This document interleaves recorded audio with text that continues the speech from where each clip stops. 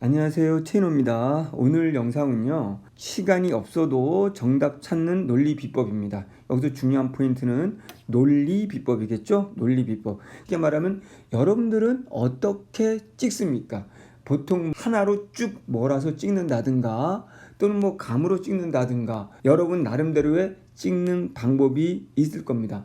이제 국어에서 가장 큰 관건은 바로 80분의 시간 내에 모두 문제를 풀 수 없다는 거죠. 9월에는 너무 쉽게 나왔기 때문에 어떤 친구도 9월 정도 난이도로 나올 거라고 쉽게 나올 거라고 생각하는 친구는 없을 거라 생각합니다. 그렇다면 6월하고 9월 중간 난이도로 예측이 되는데 그랬을 경우는 분명히 대다수의 학생들은 시간 내에 풀지 못할 겁니다. 그러면 못 푸는 문제가 있는데 그 문제들을 우리가 풀어갈 수 있는 방법들, 시간이 1분이 남든 5분이 남든 풀어갈 수 있는 방법들. 첫 번째가 제일 중요한 게 일단은 우리가 시간 배분을 잘 해야 되는데 시간 배분과 더불어서 중요한 게 문제 푸는 순서라고 제가 누누이 강조를 하죠. 자, 1번부터 푸는 친구는 없을 거라고 봅니다.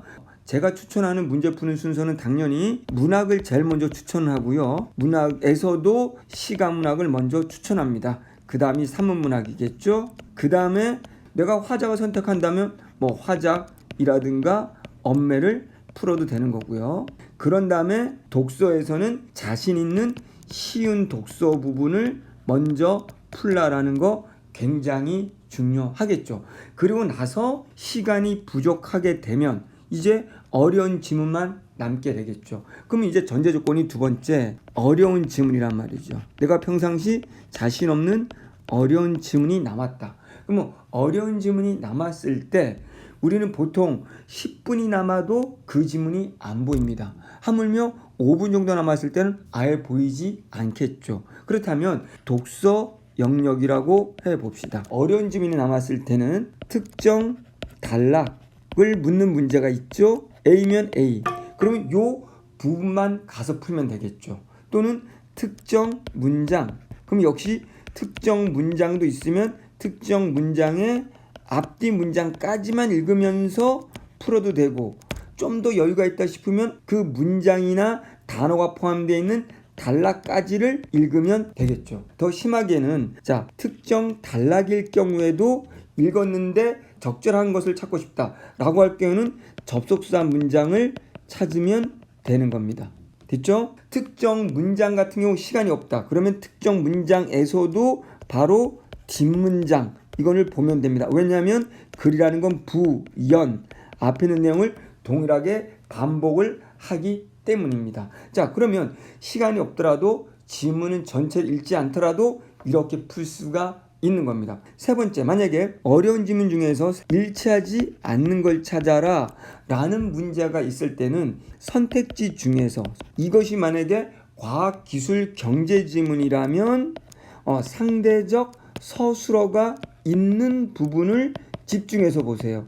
이게 무슨 소리냐면 과학으로 말한다면 속도가 나오는데 속도가 빨라진다, 느린다 이런 선택지가 들어가 있는 거.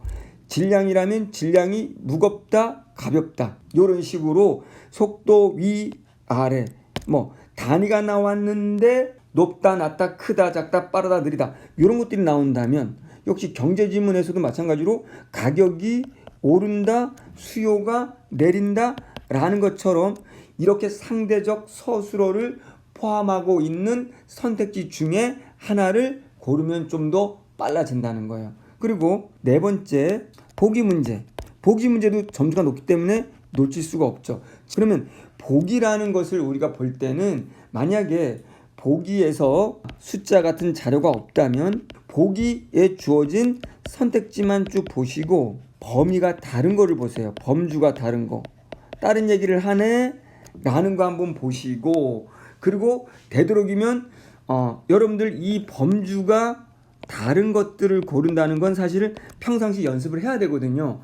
예를 든다면 여기에서는 1, 2, 3, 4, 5만 봤더니 경제적인 측면에서 주식을 긍정적으로 보고 있는데 얘만 부정적으로 보고 있네 라는 거다든가 이런 식으로 범죄의 성격이 다른 걸 보면 됩니다. 자, 우리가 지금 이걸 알려주는 거는 여러분들 어차피 그냥 찍는 것보다는 조금 더 논리적으로 봤을 때 여러분들이 정답의 확률이 높아지기 때문이죠. 또 한 가지, 이제 이 보기에서 범주가 다른 거와 더불어서 선택지 중에서 1, 2, 3, 4, 5번 봤더니 서로 부딪히는 충돌하는 선택지가 있을 거예요. 그러면 충돌하는 선택지 중에 하나를 선택을 하면 됩니다. 저희 수업에서는 평상시 이렇게 보기를 보더라도 선택지를 논리적으로 관계를 보는 연습을 하고 있거든요. 그래서 여러분들이 이것들을 활용해 본다면 충분히 도움이 될 거라고 봅니다. 자, 그럼 이번에는 이제 문학이 남았다. 그럴 리는 없겠지만 여러분들 문학을 먼저 풀어야 되니까 문학이 남았을 때는 너무 쉬운 거죠. 자, 보기라는 걸 먼저 꼭 보시고 시간이 없더라도 작품을 해석 안 하더라도 보기랑 그리고 선택지를 잘 보면 되는 거죠. 근데 이거는 다 아는 내용이겠지만 보기가 3점짜리지만 우리는 어떻게 본다? 자, 1번이 있다면 앞에 조건부가 있을 거고요. 이 조건부 이거는 맞다는 전제로 하고 그런 다음에 뒷부분 이게 서술부라고 한다면 이 서술부가 보기 내용과 일치하는지 여부를 보세요. 일치하면 맞는 거잖아요. 근데 나 해석은 안 했지만 쭉 봤더니 5번에서 이 서술부가 보기하고 일치하지 않아. 그렇다면 걔가 무조건 답인 거죠. 이 작품으로 가지 않아도. 이거는 공이 소설, 고전시가 다 포함되는 거예요. 현대시. 자, 이래도 답이 없다면 이제 이 조건부랑 이 서술부가 서술하고 있는 내용이 서로 같은지를 보는 거예요. 서로 같다면 맞는 거고 서로 다른 내용을 하고 있다면 그게 답이 되는 거예요. 됐죠? 자, 이렇게 해서 우리는 정답을 보기에서 찾아냈다면 우리 보기에서 이렇게 보기에서 핵심 내용도 잡았고 중요한 건 선택지를 봤더니 핵심도 잡았습니다. 어쨌든 시간이 없어. 이걸 지금 1분 안에 끝냈다고 칩시다. 근데 2, 3분이 남았어. 그럼 이 보기 내용을 토대로 다른 문제도 보는 거예요. 다른 문제도 빠르게 보면 이 보기랑 선택지와 연관성이 없는 이 다른 문제를 통해서 이 보기 내용과 상관성이 떨어지는 그런 선택지를 고른다면 그게 바로 정답이 되는 거예요. 자, 여러분들이 절대적으로 시간이 쫓긴다고 해서 포기할 일은 아니라는 거죠. 그거 여러분들 명심하시고 또 한 가지 이제 이왕이면 여러분들이 시간이 쫓기지 않게 하기 위해서는 제가 추천하는 것은 이 OMR 마킹. 이 OMR 마킹을 문제를 풀면서 동시에 하세요.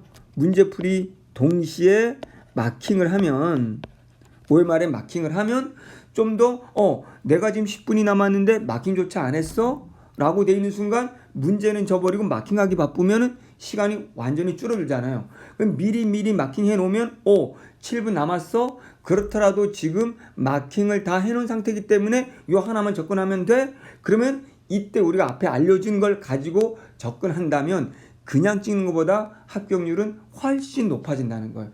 문학의 경우는 당연히 정답률이 확 올라가고 비문학 같은 경우에도 여러분들이 충분히 도움을 받을 수 있을 거라고 생각을 합니다.